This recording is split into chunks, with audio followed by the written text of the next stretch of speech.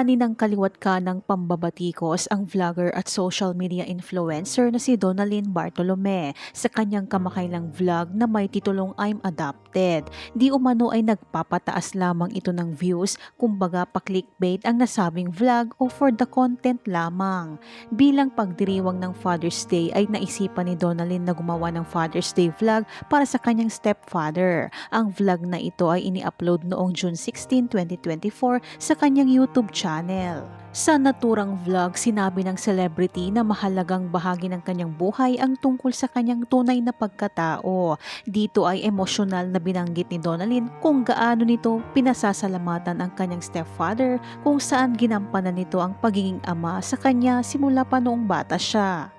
Ayon sa aktres, labis ang pagpapahalaga at pagmamahal niya sa kanyang stepfather dahil sa suportang ibinibigay nito sa kanya at itinuring siyang bilang tunay na anak. Tumi kasi ang ama ay yung taong paninindigan ka kahit mahirap.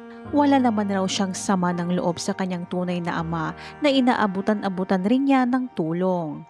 Hindi naman po ako nagtanim ng sama ng loob, pero hindi na rin ako naghahabol ng pagmamahal kasi pinaramdam sa akin ng Diyos na karapat-dapat ako sa pagmamahal na kusang binigay.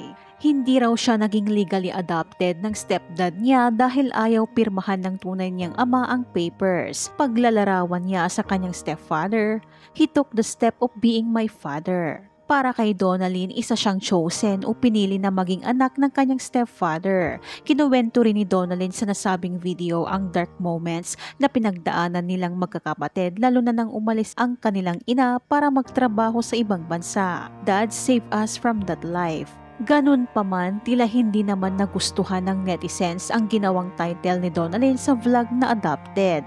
Ito ay dahil kasama niya naman umano ang tunay niyang ina. Isang basher nga ang tahasang binatikos ang vlogger. Anya, adopted daughter ka lang ng stepdad mo dahil kasama mo pa rin totoong nanay mo. Hindi ka naman kaawa-awang ampon na walang magulang at hindi mahanap. Nag-ingay ka na naman ng walang katuturan.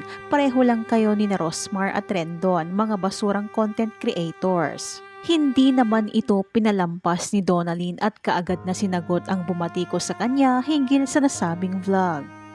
Hey, I'm sorry po if you misunderstood. If hindi niyo po pinapanood, hindi po ako nagpaawa. I actually did the opposite. Pinagmalaki ko po yung kabutihan ng adoptive parent ko. Hindi ko po alam bakit ako nako-compare sa kaawa-awang ampon when I actually told people na nakakalaking blessing ng pagiging ampon, a far greater love than I was meant to have, and proceeded to say na hindi ko na kailangang hanapin pa ang pagmamahal ng magulang na hindi yung kusang binigay sa akin. Demonstration po yung video ng pagpapasalamat kahit ano pang nangyaring hindi magaganda sa buhay natin. At the end of the day, once you're done crying, kailangan nating maalala na maraming bagay na dapat pagpasalamatan. And if you focus on that, you will live a happy life. So sorry if you found other content creators content walang katuturan, pero kakantahan na lang kita. Di lahat ng maganda yung sasaktan ka lang.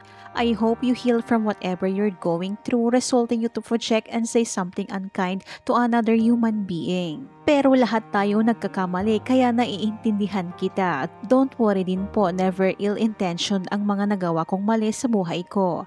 At lagi kong sinusubukan mag-improve at baguhin anumang dapat baguhin. I genuinely wish you can consider doing the same and sana maging okay ka po whatever it is you're going through. Pinaramdam sa akin ng Diyos na karapat-dapat ako sa pagmamahal na kusang binibigay.